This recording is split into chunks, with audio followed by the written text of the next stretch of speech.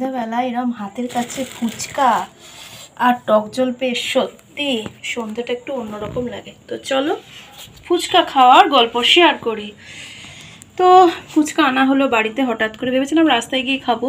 এটা হচ্ছে টক জল, সাথে আলু মাখা। আলু মাখার মধ্যে দেখছি ছোলা, শসা, কাঁচা লঙ্কা, ছোলাটা হচ্ছে সেদ্ধ, কাঁচা লঙ্কা কুচি, আর যেটা আছে হচ্ছে একটু বাদামও আছে।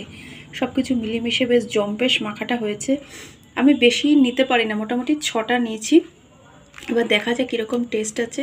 তো এক একটা ফুচকার দোকানের সাইজগুলো ছোটো ছোটো থাকে, কিন্তু বেশ হাতে করা তো খেতে খুব সুন্দর লাগে।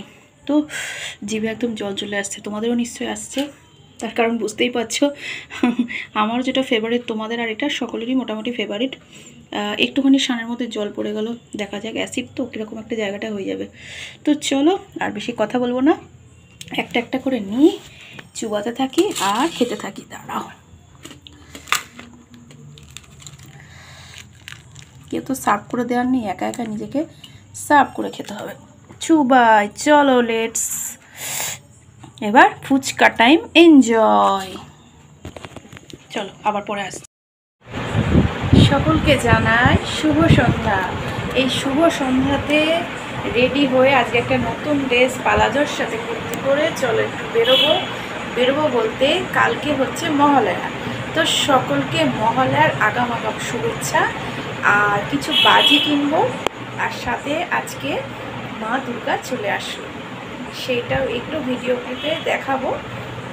যেহেতু দুর্গাপুজোর সময় থাকতে পারবো না, তো সেই জন্য যতটুকু ঠাকুরের রূপটা দেখানো যায়, মুখটা দেখতে পারবো কিনা জানি না, তবে দেখা গেলেও দেখা যেতে পারে।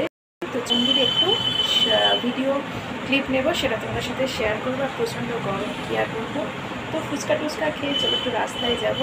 রাস্তায় গিয়ে যা অবস্থা আছে, প্রচণ্ড ভিড়। তো চলো যা যা ভিডিও ক্লিপ নেব সবটুকু শেয়ার করছি।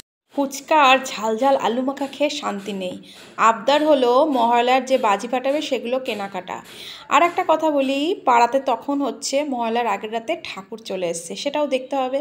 তো তড়িঘড়ি রেডি হয়ে বেরিয়ে পড়লাম। রাস্তায় কি ভিড় গো, সেই বাজির দোকান খুঁজতে খুঁজতে চলে গেলাম একদম পোড়ামাতলার ভেতরে। আর এখানেই হচ্ছে মা পোড়ামার মন্দির আছে, তো ঠাকুরকেও দর্শন করেছি। তো বাজির দোকানে ভিডিও করা নিষিদ্ধ, তাই করিনি।